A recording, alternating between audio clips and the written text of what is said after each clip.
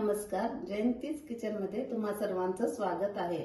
आज मी तुम्हाला south Indian food ओल्या नारळाच्या पोळ्या करायला शिकवणार आहे। पोळ्याला लागणारं साहित्य: ओलं खोबरं 1 बाउल, गूळ अर्धा बाउल, वेलची पावडर, 1 ग्लास मैदा, मीठ आणि हळद। आता आपण पहिल्यांदा पीठ मळून घेऊया।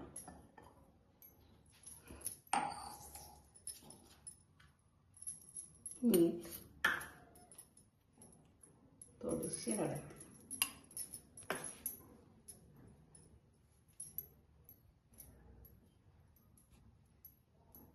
छान तयार झालंय।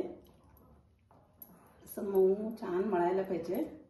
त्याच्यावर थोडीशी तेलाची धार सोडून ते 1 तास भिजण्यासाठी ठेवूया। पाणी न घालता हे खोबरं छान वाटून घ्यायचं।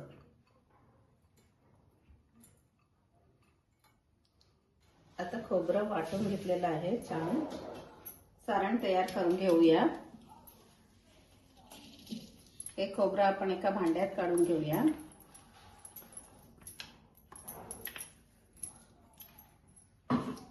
त्यात गूळ घालून घेऊया।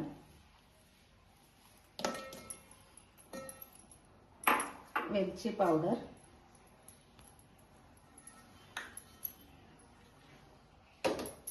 आता गॅस लावून मिक्स करून घ्यायचं। आता हे सगळं गॅसवर छान मिक्स करून घेऊया। छान तयार करून झाले। त्याचे मी असे लहान लहान गोळे करून घेतलेत। आता आपण पोळ्या करायला घेऊया। पोळ्या करण्यासाठी असा हा पेपर बाजारात मिळतोय।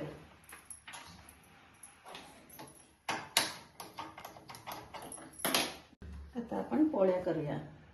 एक कणिक घेऊन त्यात हा केलेला सारणाचा गोळा भरून घेऊया। आता ह्या पेपरवर थोडंसं तेल घ्यायला पाहिजे। असं पसरून घ्यायचं तेल आणि आपण अशा पोळ्याचं आता मी ही पोळ्या करायची एक पद्धत शिकवते। पोळ्या लाटल्या तर एक साइड जाड एक साइड पातळ होतात। त्या अशा केल्या की एकच प्रकार छान सॉफ्ट आपल्याला पोळ्या तयार करून मिळतात।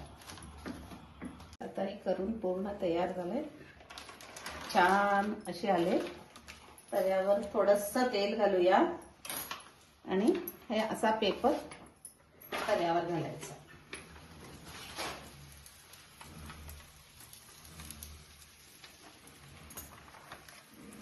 मंद आचेवरच ही पोळी आपण भाजायची।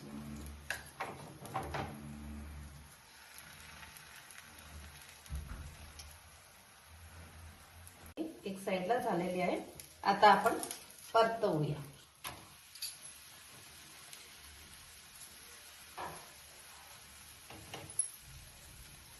आता हे झालेलं आहे। त्याच्यावर तुपाची धार सोडून आपण खाऊ शकता।